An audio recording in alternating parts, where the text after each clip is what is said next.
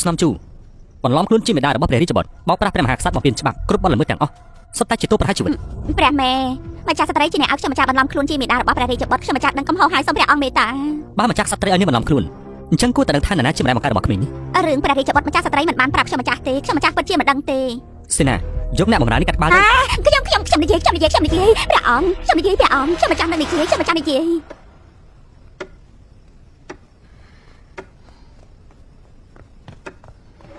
ខ្ញុំគិតថាអាកាសធាតុល្អបែបនេះម្ចាស់បងមិនព្រមសម្រាប់ទេព្រះអង្គម្ចាស់ជាមកយប់ជ្រៅបែបនេះមានរឿងអ្វីលើកមុននៅសួនច្បារមិនបានសប្បាយឲ្យពេញលេញយប់នេះព្រះច័ន្ទស្អាតយើងចង់បបួលម្ចាស់បងទៅមើលទាំងអស់គ្នាទើបសមនឹងទិដ្ឋភាពដ៏ស្រស់ស្អាតនេះ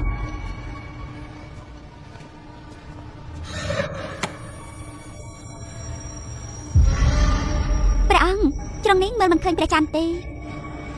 ថ្ងៃនេះយើងបានលើដំណឹងមួយគួរឲ្យចាប់អារម្មណ៍ខ្លាំងណាស់មានពាក្យចចាមអារម្មណ៍ថាកូនប្រុសរបស់ព្រះអង្គជាកូនដែលប្រវត្តិមិនច្បាស់លាស់យើងចង់សួរម្ចាស់បងថាតើក្មេងនេះជាជាមជាប់របស់នរណាព្រះរាជបុត្រប្រសូតពីម្ចាស់ក្សត្រីរឿងនេះគឺធ្ងន់ណាស់ខ្ញុំម្ចាស់បានប្រព្រឹត្តបទល្មើសប្រហារជីវិតហើយមិនហ៊ានបោកប្រាស់ព្រះអង្គទៀតលោកគ្រូគឺព្រះមេត្តាមិនអាចទេទូបង្គំជឿជាក់តែព្រះអង្គម្ចាស់ក្សត្រីមានកិត្តិយសខ្ពង់ខ្ពស់រស់នៅស្អាតសមច្បាស់ជាមានអ្នកមានចេតនាបង្កាច់បង្ខូនអញ្ចឹងតើគំនិតរបស់លោកគ្រូរឿងនេះសំខាន់ណាស់ត្រូវតែស៊ើបបន្ថែមហ្វូជីទៅចំណាក់ជិនសៀងភ្លាមមើលស្នំជួយបានល្អគ្មានបញ្ជាពីយើងហាមចូលក្រាបទូលហើយព្រះអង្គក៏ថានេះជាពាក្យចចាមអារម្មណ៍ដែរព្រះរាជបុត្រច្បាស់ជាបុត្ររបស់ព្រះអង្គហើយយើងមិនដឹងតើសថាក្រមុំព្រមចារីមានបុត្របានដែរព្រមចារីវាមានន័យយ៉ាងម៉េចដែរព្រមមិនដឹងទេឬថាព្រះអង្គបានដឹងដំណឹងស្នំជួមានព្រមចារីក្មេងនេះត្រូវបានគេរកឃើញនៅក្នុងដំណើររបស់ម្ចាស់ក្សត្រីមេដាបង្ការរបស់ព្រះរាជបុត្រគឺបានតែងតាំងស្រាប់តែខ្លាចជាព្រមចារីទ្រង់គិតរឿងនេះកាត់តែគួរឲ្យចាប់អារម្មណ៍ឬអត់ចាន់ចុងធានព្រះអង្គចង់ធ្វើអ្វីដើម្បីរក្សាភាពស្របច្បាប់នៃខ្សែរាជវង្សយើងនឹងកម្ចាត់គេព្រះអង្គមិនចាំមិនមែនមកមើលព្រះច័ន្ទទេមើលមនុស្សនៅបំផ្លាញមនុស្សទៀតព្រះអង្គយាងមកដល់ហើយ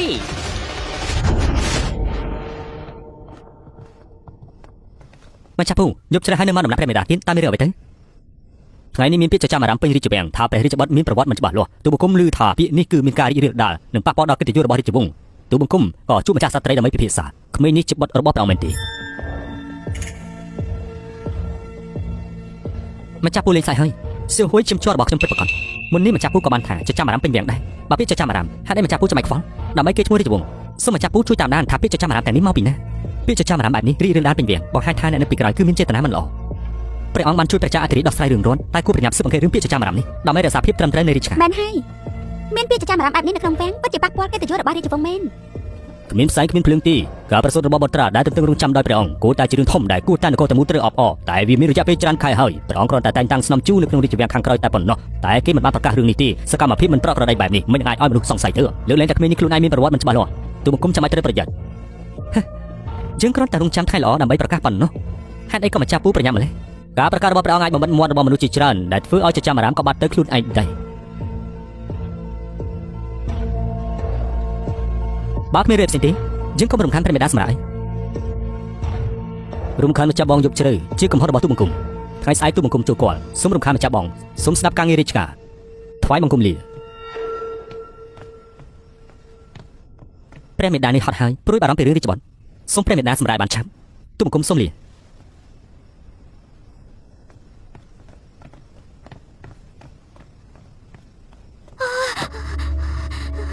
សាមានាងធ្វើប្រហែល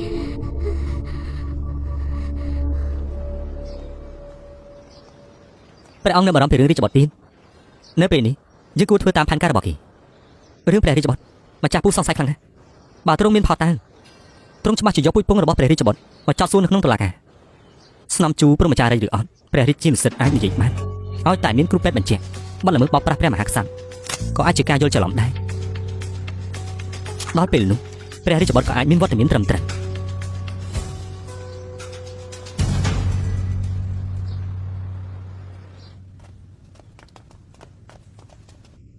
ទូលបង្គំក្រាបថ្វាយបង្គំព្រះចៅអធិរាជពេទ្យចៅនិយាយវាងកាលពីជំនាញយើងបានឲ្យអ្នកទាំងពីរពិនិត្យសំជូដើម្បីបញ្ជាក់ឲ្យច្បាស់ លទ្ធផលនៃការពិនិត្យសូមអ្នកតាពីរីកាទៅព្រះរាជានិសិនក្រាបទូលព្រះអង្គម្ចាស់តាមការពិនិត្យរបស់ទូបង្គំស្នំជូការប្រយុទ្ធមិញមានឈាមព្រហ្មចារីហើយមិនទាន់មានបុត្រទេក្រាបទូលឯហ៊ាននិយាយមិនពិតយីវ៉ាងនិយាយមក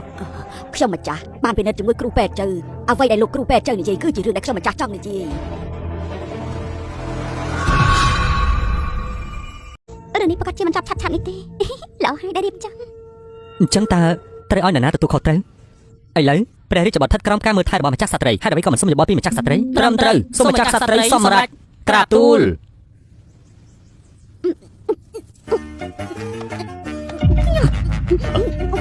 ហើយរាជបុត្រភ្លាមមកតា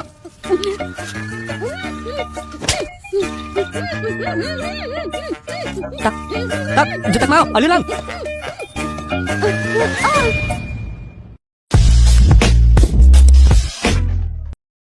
ទូបង្គំមកពិនិត្យស្នំជូការប្រយុទ្ធមិញគឺមានឈាមព្រហ្មចារីហើយមិនទាន់មានបុត្រទេក្រាបទូល អ្វីដែលលោកគ្រូពេទ្យជើនិយាយគឺជារឿងដែលខ្ញុំម្ចាស់ចង់និយាយ សូមប្រអកបខ្ចាល់សូមប្រអកបខ្ចាល់សូមប្រអកបខ្ចាល់លោកគ្រូពេទ្យជើនឹងយីវ៉ាងព្រះអង្គម្ចាស់ជាអ្នកកោះហៅបើមិនមែនជាម្ដាយបង្កើតទូបង្គំត្រូវតែសួរហើយតើព្រះរាជបុត្រមកពីណាពិតជាមានឈាមជ័ររបស់ព្រះអង្គមែនឬអត់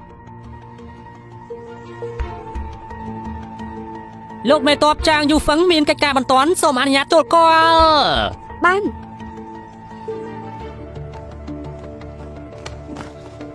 សូមថ្វាយបង្គំព្រះអង្គនិងម្ចាស់ក្សត្រីការប្រយុទ្ធមិញទូបង្គំចេញល្បាតបានឃើញបរិយាម្នាក់នេះខុបខិតជាមួយនឹងលោកគ្រូពេទ្យចិននិងយីវ៉ាងរឿងនេះធ្វើតាមអ្វីដែលខ្ញុំបាននិយាយទៅឡោខុបខិតរឿងអីទូបង្គំខ្លាចបាយការមិនហ៊ានស្ដាប់ឲ្យច្បាស់តែឃើញលោកប្រុសម្នាក់នេះយកប្រាក់ឲ្យលោកគ្រូពេទ្យចិននិងយីវ៉ាងក្រោយមកទូបង្គំក៏ចាំខ្លំសួរគេប្រាប់ថាគេបានជួលលោកគ្រូពេទ្យចិននិងយីវ៉ាងឲ្យអ្នកតែពីរនិយាយក្នុងតុលាការថាស្នំជូនៅព្រហ្មចារីអើយទូបង្គំត្រូវចោទប្រកាន់ហើយនេះជាប្រាក់ដែលរកឃើញក្នុងផ្ទះអ្នកទាំងពីរវត្ថុតាំងមានហើយនៅហ៊ានបដិសេធទៀតអាមនុស្សហ៊ានក្បត់ហ៊ានមកកាច់មកខូចឈាមជ័ររាជវង្សទៅហ៊ានអូអ្នកទាំងពីរនេះចេញទៅកាត់ក្បាលទៅឈប់សិនថ្វាយបង្គំព្រះអង្គទោះបីអ្នកទាំងពីរនេះមិនឡំផោតាំងហើយស្នំជូមិនមែនជាព្រហ្មចារីក៏មិនអាចបញ្ជាក់ថាព្រះរាជបុត្រជាបុត្ររបស់នាងដែរព្រោះរឿងនេះសម្រាប់បុត្រគ្មានកំណត់ត្រាទេឈាមជ័ររាជវង្សយើងថ្លៃធ្នូប៉ុណ្ណាមិនមែនគ្រាន់តែពាក្យសម្ដីមួយម៉ាត់អាចជំនួសបានទេ ព្រះអង្គបើអញ្ចឹងរឿងនេះលាក់លែងបានហើយគួរតែប្រាប់អ្នកទាំងអស់គ្នាទៅព្រះរាជបុត្រនេះតាមពិនគឺការពេលព្រះអង្គបានលួចចេញទៅក្រៅវាំងយើងទៅតែដឹងរឿងនេះប៉ុន្មានខែមុននេះដែរការដែលព្រះអង្គមានបុត្រជាពរជ័យដ៏ធំតែម្ដាយបង្កើនមានឋានៈទាបពេកមិនអាចចូលវាំងបានទេយើងក៏បញ្ជាឲ្យនាំកូននោះចូលវាំងហើយបានឲ្យស្រីបម្រើឲ្យធ្វើជាម្ដាយបង្កើតរបស់ក្មេងនោះព្រះអង្គនៅក្មេងធ្វើការមិនសូវគិតមុខក្រោយដើម្បីធានាថាឈាមជ័ររាជវង្សមិនបែកគ្នាទៅក្រៅយើងក៏ត្រូវធ្វើតាមផែនការនោះទៅមិនចង់ប្រកាសរឿងនេះទេប៉ុន្តែជាកំហុសទូបង្គំទាំងអស់គឺដើម្បីរក្សាកិត្តិយសរបស់យើងបណ្ដាឲ្យម្ចាស់ក្សត្រីពិបាកចិត្តម្ចាស់ពូយើងពីមុនគឺដើម្បីកិត្តិយសនិងឈាមជ័ររាជវង្សហើយក៏ខ្លាចធ្វើឲ្យមេដានិងម្ចាស់ពូអាម៉ាស់ដែរសូមម្ចាស់ពូអភ័យទោសព្រះរាជាអធិរាជស្ដេចនៃនគរហើយដើម្បីធ្វើរឿងឆ្កុំបែបនេះ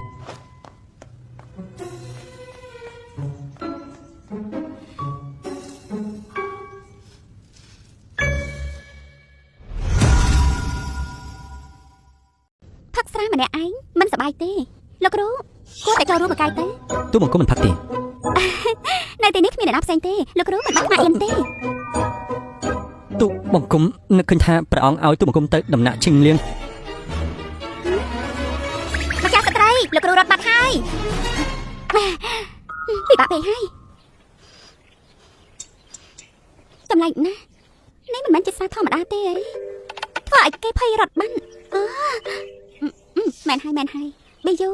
ចុះឯងអង្គុយទៅពួកឯងឈររាល់ថ្ងៃខ្ញុំឈឺកហើយម្ចាស់ស្ត្រីខ្ញុំអង្គុយចុះប៊ីយូខ្ញុំសួរឯងមួយលោកគ្រូមិនដែលផឹកស្រាក្នុងថ្ងៃធម្មតាទេខ្ញុំអាចារ្យមិនសូវដឹងទេប៉ាត់ជាមិនដែលឃើញលោកគ្រូផឹកស្រាទេចុះឧទាហរណ៍ពេលវាងរៀបចំពិធីជប់លៀងពិធីឡើងគ្រងរាជ្យរបស់ព្រះចៅអធិរាជខួបកំណើតឬពិធីជប់លៀងមន្ត្រីក៏មិនផឹកស្រាសំបីមុនដំណាក់ដែរខ្ញុំអាចារ្យមិនដែលចូលរួមពិធីបែបនេះទេបើមានម្ចាស់ស្ត្រីគួរតែដឹងហើយខ្ញុំអាចដឹងយ៉ាងម៉េចទៅអេប៊ីយូអាចដឹងថាជួជឿនៅឯណាទេអើយខ្ញុំពិតជាឆ្លាតមែនម្ចាស់ស្ត្រីនេះជានាងប្រមឹកទេដឹង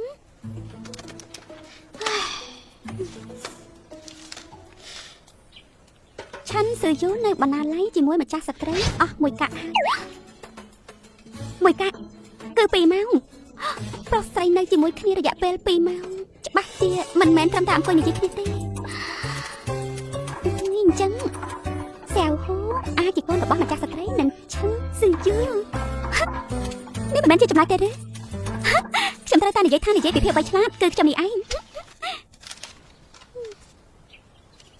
តែមើលឈឹងស៊ឺយូមិនបានត្រឡប់មកដំណាក់វិញពេញមួយជុំអើយព្រះជាម្ចាស់អើយគេឲ្យឯងទាំងអស់នៅអន្តរជាតិសំណួរអេនឹងពីទៀតម្ចាស់ស្ត្រីមិនអត់ទេម្ចាស់ស្ត្រីព្រះរាជានោះសឹកកំពុងតែយកសែវហូទៅហើយអីគេទៅ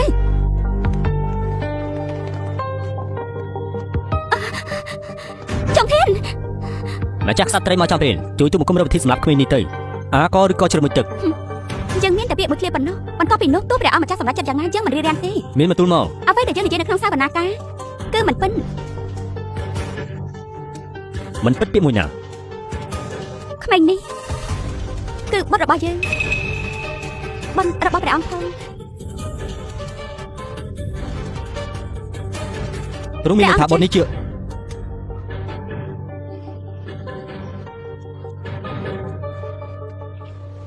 អាយ៉ាតែឆាប់មានមនុស្សនៅទីនេះច្រើនណាស់ព្រះអង្គម្ចាស់គួរតែត្រឡប់ទៅឆាប់ឆាន់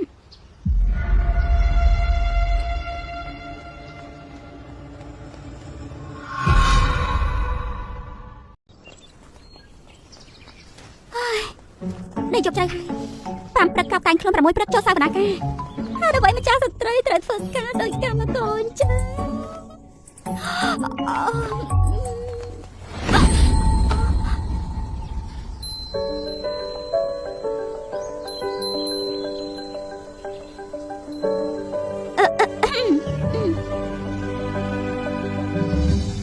ទ្រង់ព្រះកន្សែងដោយសារតែរឿងរបស់ព្រះរាជបុត្របារម្ភពីច្បាប់វិន័យទុំមិនលក់ពេញមួយជុំមិនអាចផុតពីការសោកសៅទេហេតុអីទ្រង់ខ្វល់ពីគំនិតអ្នកដទៃគំនិតរបស់អ្នកដទៃយើងមិនខ្វល់ទេប៉ុន្តែគំនិតរបស់លោកគ្រូយើងចង់ស្ដាប់ខ្លះ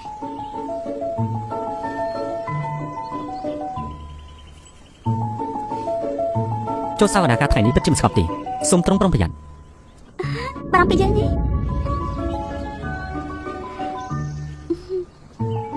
កុំបារម្ភទោះជាយើងដើម្បីព្រះរាជបុត្រក៏ដោយយើងមិនធ្វើប្រហែលដាច់ខាន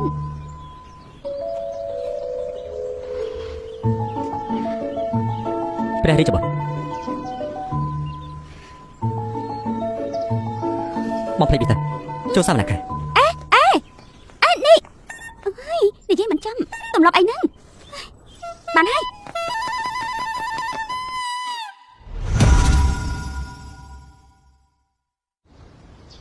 កាលពីប្រហែលថ្ងៃមុនរឿងពិធីប្រកាសបទដល់ពិភពលោកទោះមិនទាន់បានសម្រេចប៉ុន្តែប្រវត្តិរបស់ព្រះរាជបុត្រគ្មាននរណាសង្ស័យទេទូបង្គំយល់ថារឿងពិធីនឹងឋានៈនិងរឿងការអប់រំរឿងព្រះរាជបុត្រមិនទាន់ជាងព្រះអង្គម្ចាស់មានន័យថាយ៉ាងម៉េចព្រះរាជបុត្រជាឈាមជ័រតែមួយគត់របស់ព្រះចៅអធិរាជឥឡូវនេះគ្មានអ្នកមើលថែដែលត្រឹមត្រូវតាមច្បាប់ទេរឿងនេះលេចលឺទៅខាងក្រៅមិនលឺដល់គេឈ្មោះរបស់រាជវង្សទេទូនីតិនៃអប់រំព្រះរាជបុត្រមានសារៈសំខាន់ខ្លាំងណាស់មិនអាចធ្វើប្រហែលន័យថាយ៉ាងម៉េចទៅត្រូវតែរកអ្នកមានឈាមជ័ររាជវង្សត្រឹមត្រូវហើយមានឥទ្ធិពលមកកាន់តំណែងជាអ្នកអប់រំមិនទេអញ្ចឹងតាមការយកឃើញរបស់រាជានុសិទ្ធតើអ្នកណាអាចទទួលបន្ទុកនេះបានទូបង្គំជាបេក្ខជនល្អបំផុតហើយទូបង្គំជាម្ចាស់ពូព្រះចៅអធិរាជជាឈាមជ័ររាជវង្សដូចគ្នាហើយជួយព្រះចៅអធិរាជដោះស្រាយរឿងរាជវាំងជាប្រចាំផងដែរដូច្នេះហើយចំពោះតំណែងជាអ្នកអប់រំសូមព្រះអង្គឲ្យព្រះរាជបុត្រទៅកន្លែងទូបង្គំមើលថែទូបង្គំគិតថាគ្មាននរណាមិនយល់សពទេរឿងនេះមិនសមរម្យទេមិនសមរម្យយ៉ាងម៉េចព្រះអង្គម្ចាស់ទើបតែនិយាយថាត្រូវការជួយព្រះចៅអធិរាជដោះស្រាយរឿងក្តីជាប្រចាំអញ្ចឹងហើយកិច្ចការសវនាការស្មុគស្មាញខ្លាំងណាស់ហើយថែមបន្ទុកនេះមួយទៀតពិតជាលំបាកដល់ព្រះអង្គម្ចាស់ពេកហើយមើលតាមស្ថានភាពនេះគាត់ពិតជាជឿហើយរឿងនេះប្រកាសជាមិនចប់ឆាប់ៗនេះទេល្អហើយដែលរៀបចំអញ្ចឹងតើត្រូវឲ្យនរណាទទួលខុសត្រូវឥឡូវព្រះរាជបុត្រស្ថិតក្រោមការមើលថែរបស់ម្ចាស់ក្សត្រីហេតុអ្វីក៏មិនសុំយោបល់ពីម្ចាស់ក្សត្រីត្រឹមត្រូវសូមម្ចាស់ក្សត្រីសម្រេចក្រាបទូល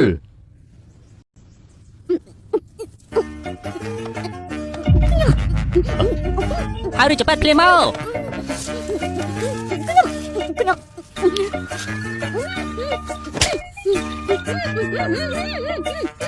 តាក់យកទៅមកឲ្យលឿនឡើង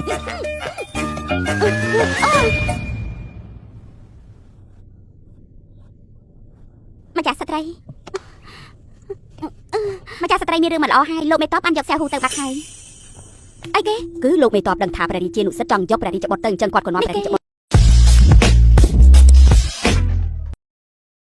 គាត់និយាយអ្វីខ្លះ គាត់ថាព្រះរាជបុត្រនៅឯណាគាត់នៅទីនោះគាត់នឹងនាំព្រះរាជបុត្រទៅកន្លែងដែលមានសុវត្ថិភាពសូមម្ចាស់ស្ត្រីកុំអារម្មណ៍ អេម្ចាស់ស្ត្រីយឺតយឺតក៏បារម្ភអីម្ចាស់ស្ត្រីខ្ញុំមិនបារម្ភមិនបានមានលោកបេតបនៅក្បែរសែហូប្រកាសជាមានសុវត្ថិភាពហើយមែនហើយខ្ញុំដឹងថាគាត់មិនធ្វើបាបក្មេងទេគ្រាន់តែបរិសុទ្ធស្មោះត្រង់ម្នាក់ដឹកនាំក្មេងតូចខ្ញុំបានប្រាប់ហើយមិនឲ្យគាត់យកចេញពីរាំងទេពិតជាមិនស្ដាំ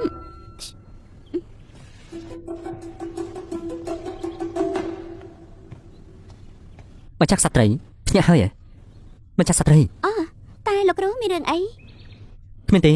គ្រាន់តែព្រះចៅអធិរាជឲ្យទូបង្គំមកមើលសុខភាពម្ចាស់ស្ត្រី យើងលេងអីហើយអរគុណព្រះអង្គដែលបារម្ភ មិនអីគឺល្អហើយម្ចាស់ស្ត្រីមានសុខភាពមិនល្អសូមទុកព្រះរាជបុត្រឲ្យទូបង្គំចុះ ព្រះរាជបុត្រព្រះរាជបុត្រមិននៅទេលោកគ្រូទៅធ្វើការចុះ មិននៅទៅណាហើយការរឿងហើយមែនទេអ្នកបំរើ ល្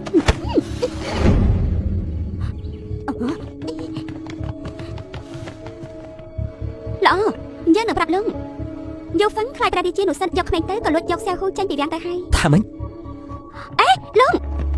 លោកចង់ធ្វើអី ទូបង្គំអាចធ្វើអ្វីទៀតរកក្មេងទៅ មិនបានទេបើរឿងនេះរីករាលដាលយូហ្វឹងនឹងមានបញ្ហា ដល់ពេលណាហើយនៅគិតពីយូរហ្វឹងទៀត មិនមែនទេគឺគាត់ពិតជាធ្វើដើម្បីព្រះរាជបុត្រ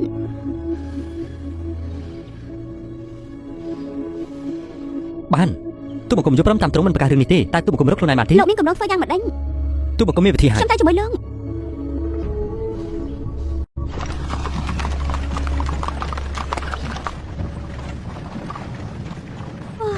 ជោគជ័យហើយ ទូបង្គំប្រាប់ព្រះចៅអធិរាជហើយថាបុត្រទ្រង់ជឿ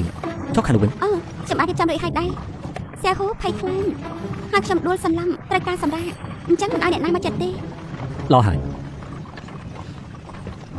តែយើងពិតជាអាចរកសែហូឃើញក្នុងរយៈពេល3ថ្ងៃមែនទេ គ្រប់គ្រាន់ហើយ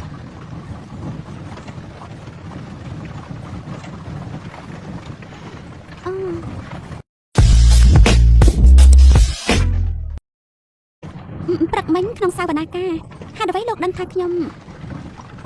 ថប់ដង្ហើម ដោយសារតែមានស្ពានដុះនៅក្បែរជើងទ្រង់ ខ្ញុំ ពេលនៅក្នុងបណ្ណាល័យកាលមុននោះ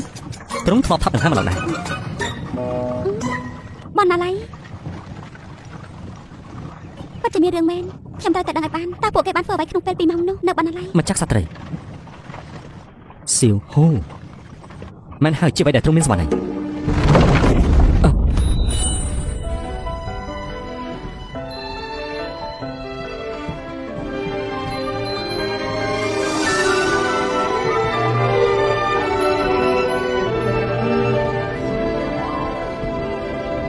សៀវហូជាបុត្ររបស់ព្រះរាជានុសិទ្ធមែនទេ គួរណាគ្រប់គ្នាដឹងពីរឿងម្ចាស់ស្ត្រីនិងព្រះរាជានុសិទ្ធទេមនុស្សគ្រប់គ្នាដឹងហើយ ម្ចាស់ស្ត្រីក៏មានសម្បត្តិអីទុំក៏មិនចង់ស្ដាប់ទេ ខ្ញុំមិនបាននិយាយអ្វីសោះ នេះនៅតែ តែខ្ញុំមិនទៅមិនល្អដល់ថ្នាក់ហ្នឹងហ៎មិនអញ្ចឹងមែនហេតុអីមកជួយខ្ញុំរកសែហូ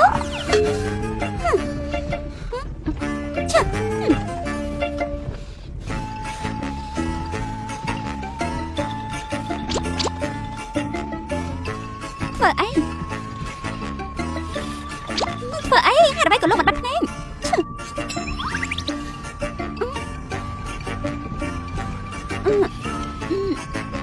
តើលោកដឹងរឿងអីទេ ដឹងទេព្រះចៅអធិរាជប្រាប់ទូបង្គំថាព្រះរាជបុត្រជាបុត្ររបស់ព្រះរាជានុសិទ្ធហេតុអីព្រះចៅអធិរាជមានបន្ទូលបែបនេះដោយសារតែព្រះមេដាតើព្រះរាជានុសិទ្ធចង់បានអ្វី ម្ចាស់បងមិនដឹងទេក្រោយពីបែកគ្នានៅដំណាក់កាលនោះទូបង្គំផ្ទុំមិនលក់ពេញមួយជប់គ្រាន់តែបិទភ្នែកក៏ឃើញមុខម្ចាស់បងគ្រប់ពេល ព្រះអង្គម្ចាស់សូមរក្សាកិត្តិយសហ េតុអីក៏ម្ចាស់បងទៅចាក់ម្លេះបរិយាកាសឡោបែបនេះមិនក៏មិនរំលឹករឿងយូរពីមុនទៅទ្រង់នឹងម្ចាស់ពូ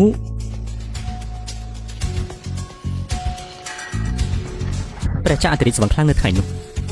ទ្រង់រត់ទៅព្រះកន្សែងនៅដំណាក់ម្ចាស់ស្ត្រីតែម្ចាស់ស្ត្រីនៅចាំទេ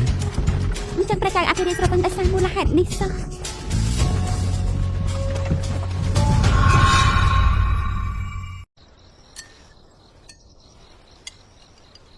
សោយអ្វីមិនទៅកុំគិតច្រើនសៀវហូនៅជាមួយនឹងយូហ្វឹងមិនអីទេ មែនហើយផ្ដោតអារម្មណ៍ខ្លះទេយប់នេះព្រះច័ន្ទស្អាតណាស់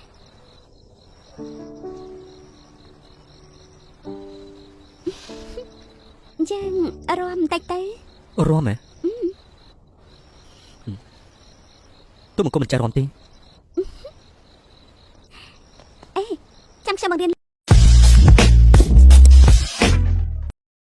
ឡើង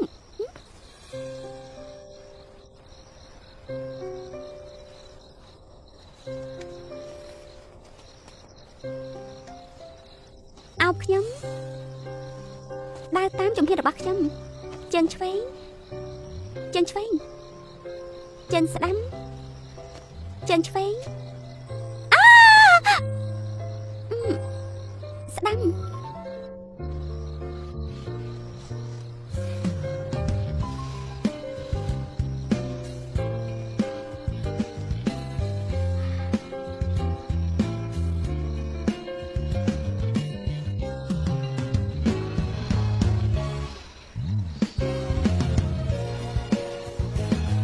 មកចាក់សត្រីយើងធ្វើបែបនេះមិនសមទេ ប្រុសស្រីនៅជាមួយគ្នានៅក្នុងបណ្ណាល័យអស់2ម៉ោងតើសមរម្យទេហេតុអ្វីមិនឆ្លើយខ្ញុំ តើមកចាក់សត្រីខ្វល់ ខ្ញុំមិនគួរខ្វល់ទេ កុំនិយាយរឿងនោះអី ឥឡូវខ្ញុំកំពុងនិយាយរឿងរបស់យើង ទូបង្គំមិនស័ក្តិសមនឹងមកចាក់សត្រីដូចរាជានិស្សិតទេ តែខ្ញុំអាចយល់ថាលោកកំពុងចំណែនល្អខ្ញុំសួរលោកហេតុអ្វីលោកមកតាមខ្ញុំ តើសៀហ៊ូពិតជាបុត្ររបស់រាជានិស្សិតមែនទេ តើរឿងនេះតាក់ទងនឹងលោកតើមានរឿងអ្វី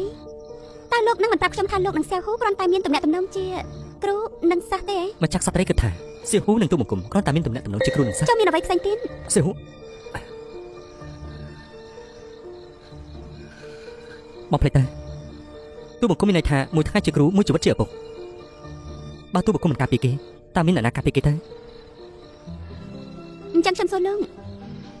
សែហ៊ូជាកូនរបស់លោកមែនទេ តើទ្រង់ចង់ឲ្យមកទូបង្គំមែនទេ ម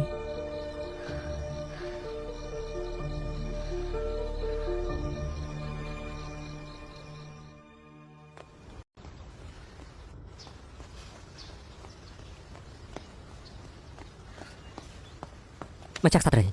ការប្រយុទ្ធមិញមានអ្នកជួញដូរមេដោះបាននាំមេដោះទៅរកយុវឹងគាត់ដឹងផ្លូវនាំយើងទៅរកគេបាននេះ កាត់អីដល់ពេលនេះនៅចាំអីទៀត ព្រមមិនតន់សោះអីផង ញ៉ាំអីញ៉ាំតើយោហ្វាំងយោខ្មិចណែណា សូមមកចាក់សត្រីកុំអារម្មណ៍យកមិញសៀហ៊ូឈឺពេញមួយយប់ឥឡូវកំពុងតែផ្ទុំ លោកគេថាយើងនឹងធ្វើបាបសែហ៊ូអី លោករកឃើញកន្លែងនេះដល់របៀបណាខ្ញុំមិនរកឃើញចុះតម្រុំព្រះរាជានិស្សិតទៀតខ្ញុំបានយកសៀហ៊ូចេញមកហើយខ្ញុំនឹងបញ្ជូនគេត្រឡប់ទៅវិញតើគោលបំណងលោកធ្វើអញ្ចឹងដើម្បីអីលោកសួរម្ចាស់សត្វត្រីទៅ ខ្ញុំឲ្យលោកយកខ្មាញ់ចេញពីរាំងឯង ទូបង្គំធ្លាប់ស្បត់នឹងទ្រង់ថានឹងប្រើជីវិតដើម្បីការពារព្រះរាជបុត្រទោះបីជាទ្រង់ភ្លេចក៏ដោយទូបង្គំមិនភ្លេចទេតើលោកយកឲ្យមកការពារទ្រង់ឬចង់ឲ្យយើងយកភ្នែកទៅគូឲ្យព្រះរាជានិស្សិតសម្រាប់គេព្រះចៅអធិរាជការពារខ្លួនឯងមិនបានផងមិនអាចការពាររាជបុត្របានទៅបើខ្ញុំបញ្ជូនគេមកវិញដូចឲ្យគេមកស្លាប់អញ្ចឹង រឿងនេះលោកអាចទុកចិត្តបានឥឡូវនេះព្រះរាជានុសិទ្ធជឿហើយថាសែហ៊ូជាកូនរបស់គាត់គេមិនហ៊ានធ្វើអ្វីភ្លាមៗទេ ម្ចាស់សត្វត្រីបើទ្រង់មានបន្ទូលទៅហើយនឹងគ្មានផ្លូវត្រឡប់ក្រោយម្យ៉ាងទៀតព្រះរាជានិស្សិតមិនទាន់ជឿទាំងស្រុងដែរទូបង្គំមិនអាចឲ្យសៀហ៊ូទៅបន្ថយទេ ខ្ញុំសន្យានឹងលោកខ្ញុំនៅឯណាកូននៅទីនោះ លោកមិនអាចចូលបានទេសំទេទោះបីជាលោកនិយាយក៏ដោយក៏មិនអាចចូលដែរដើម្បីគ្មានម្នាក់ដែលគ្មានប្រវត្តិច្បាស់លាស់លះបង់ទ្រព្យសម្បត្តិនិងជីវិតខ្លួនឯងសំទេប្រវត្តិរបស់រាជបុត្រមិនដល់វេនលោកមកវិនិច្ឆ័យទេកុំគិតថាខ្ញុំមិនដឹងពីគំនិតអាក្រក់របស់លោកបើលោកដឹងចិត្តខ្ញុំចំពោះម្ចាស់សត្វត្រីនោះលោកក៏ដឹងដែរថាខ្ញុំមិនធ្វើបាបសៀហ៊ូនោះទេចឹងសៀយូលោកដូចជាហួសហេតុពេកហើយប្រាប់ការពិតខ្ញុំមកទោះព្រះរាជបុត្រជាគុណនរណាក៏ដោយក៏មិនមែនជាគុណលោកដែររឿងនេះខ្ញុំហ៊ានធានាដោយក្បាលរបស់ខ្ញុំ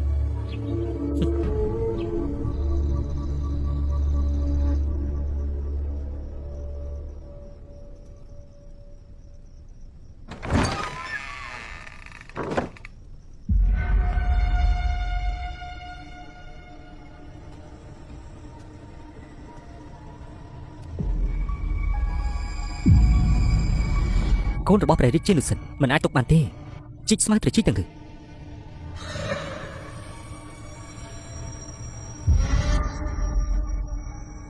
មូឡានត្បាញនៅមាត់ទន្លេមិនលឺសំឡេងដំបាញមានតែលឺសំឡេងនាងដកដង្ហើម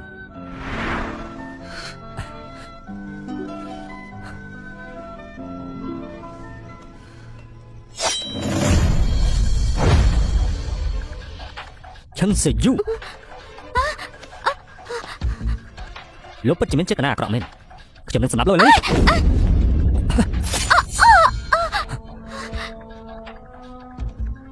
ម្ចាស់ស្ត្រីគេចង់សម្លាប់រាជបុត្រមិនអាចទុកមនុស្សនេះបានទេមិនមែនចឹងទេ ពេលវេលាចេញពីវាំងចេញមកដល់ហើយឆាប់ជួយខ្ញុំពន្យាពេលទៅ ម្ចាស់ស្ត្រី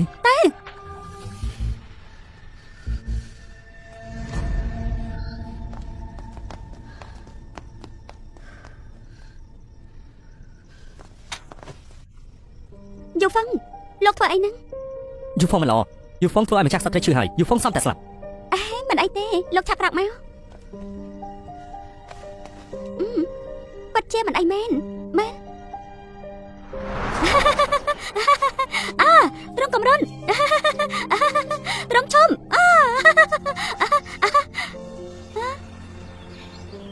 ត្រង់ណែណាប្រានាងយូហ្វាំងខ្ញុំនៅទីនេះយូហ្វាំងអាចធ្វើអី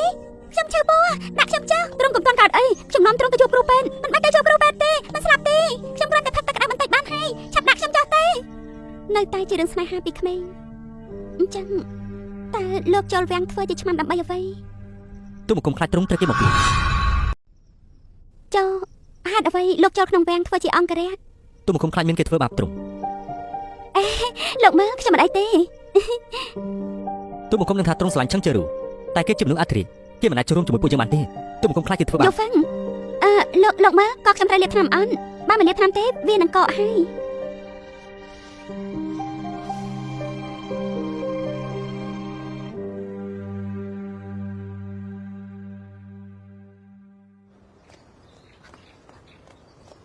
ចាំមិនហើយចាត់ការគ្មាននោះជាមួយយើងហើយ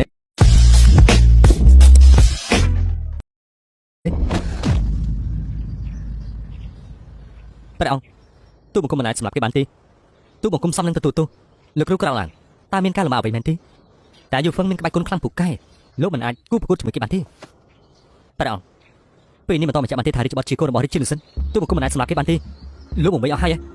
ហោះតើរវាងម្ចាស់សត្វត្រីនិងរាជាលុសិនគឺចាក់ស្ដែងណាស់ក្មេងនោះកាត់ចេញពីវាំងម្ចាស់សត្វត្រីបើមិនមែនកូនរាជាលុសិនកូនណាព្រះអង្គទូបង្គំនៅតែជឿថារឿងនេះមានអ្វីឡាក់បាំងបើព្រះរាជបុត្រពិតជាកូនរាជាលុសិនមែនចុះហេតុអីម្ចាស់សត្វត្រីដាក់ទ្រង់ក្រោមព្រះនាមព្រះអង្គមិនមានលើកនេះមិនចំណេញដល់រាជាលុសិនទេនរណាដឹងថាទ្រង់និងរាជាលុសិនមានគម្រោងអ្វីខ្លះ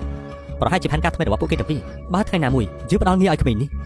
យើងត្រូវអត់ធ្មត់ទទួលការខាត់បងទូបង្គំសុខចិត្តបូជាជីវិតក៏មិនឲ្យព្រះអង្គរងគ្រោះដែរសូមព្រះអង្គផ្ដល់ពេលវេលាឲ្យទូបង្គំនឹងរកការពិតឲ្យបានចុះបើរកមិនឃើញវិញនោះ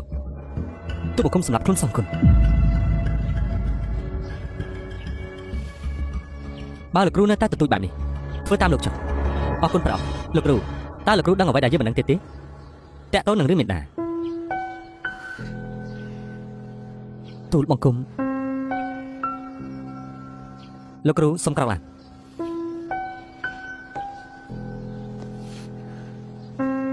អរព្រះគុណព្រះអង្គ